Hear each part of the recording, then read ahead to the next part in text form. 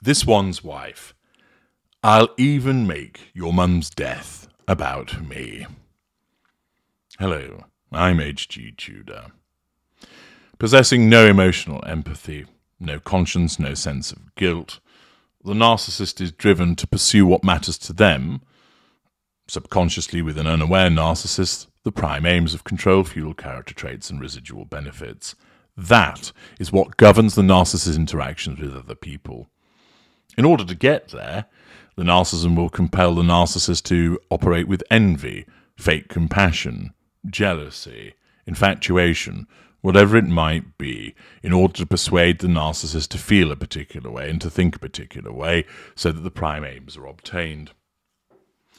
That means that whatever is happening, it has to be about the narcissist. And we've seen this repeatedly with this one's wife. The final season of The Crown is on the horizon, and it will detail the death of Diana, Princess of Wales, which, as we know from his repeated mention about it, particularly in his book Spare, remains a sore point, to put it mildly, for the Prince of Pink Pancakes. Nevertheless, this one's wife, through the application of a PR puff piece, manages her facade and also manages to make the televised death of the mother of her husband all about her. Some of you will have undoubtedly watched The Crown. I've watched, I think, the 3 first seasons of it, and whilst historically, factually, it's all over the place, it's still very well acted, and they've thrown its production values are very high, so it's entertaining, even if it is loosely based upon the truth. Unfortunately, too many people think that what they hear being said in many of the conversations is precisely what was said, and of course, only those that had the conversations and those that were there listening to it know the truth of what was said. Nevertheless, it has attracted a very large audience, and even Harry has admitted to watching it. And now, given that the final season is going to show the death of Diana, this one's wife utilises it, the ghoul that she is, as another opportunity to make it all about her. She does so through a PR piece from Marie Claire, which has the headline, "Expert says this one's wife will be a loving and supportive partner to Prince Harry this week as the final season of The Crown premieres." Thus, a fictionalised account of the death of his mother from some 26 or so years ago is being screened. Harry might not even watch it. He may be aware that it's screened and it causes a moment of reflection for him. But of course, who's that comes running into the room with her fake compassion? This one's wife, whilst at the same time making sure that the world knows that she's going to support him. Even if she was going to do this for genuine reasons, the world doesn't need to know about it. The world doesn't need to know that she's being supportive. People are supportive in their billions each and every day, but we don't read about it. But we do with this one's wife because of her insatiable thirst for fuel. And the fact is that she needs everybody to know that, see, I am being kind. Look, he's upset about the death of his mum being played out on screen, and therefore, look at me. I'm the kind, supportive, compassionate wife. Sickening, isn't it? This Thursday, writes Rachel Birchfield, the much-anticipated 6th and final season of Netflix's The Crown premieres. Part 1, anyway, as the second half of the season will debut on December the 14th. The first part of the season will deal with a very difficult subject for Prince Harry, and of course Prince William too, though of course, isn't it odd we're not getting any PR puff pieces coming from him, or from Catherine. The death of their mother, Princess Diana, in a car accident in Paris on August the 31st, 1997.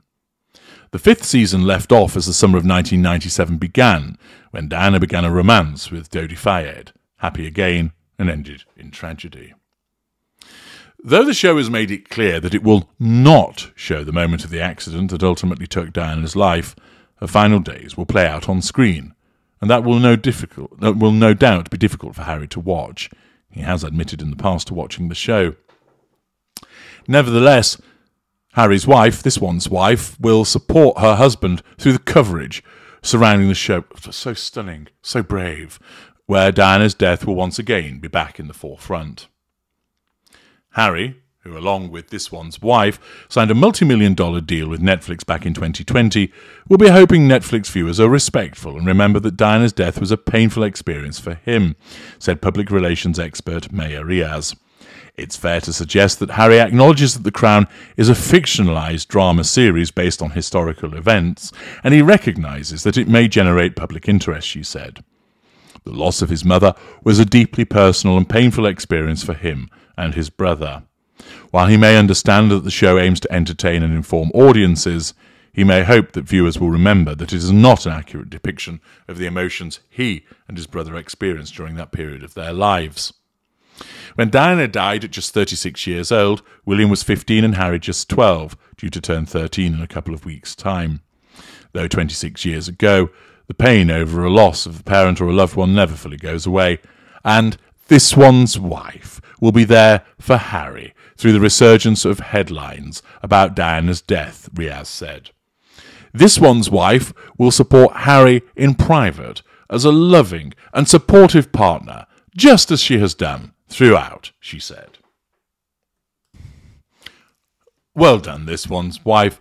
You've managed to get yourself inserted into an article and appear in the headline in order to manage your facade and to try and con people into believing that you are loving and supportive, although all of those that follow my work recognise that you're not, because you're a narcissist and you just put on the show of doing that in order to control Harry and those that look on with regard to your behaviours. Yet here you are again, acting like the ghoul that you are in the way that you swooped into Uvalde, using the painful experience of the death of your husband's mother to make it all about you, demonstrating your complete inability to demonstrate any emotional empathy whatsoever, and to ensure that you're the one that's talked about when it needn't be about you in the slightest. The fact that anything that might recall the loss of his mother being painful for Harry and that would merit support needn't be mentioned. But it does for this one's wife, because it only matters if it's talked about for her. It only matters if it's printed. It only matters if a video is made about it.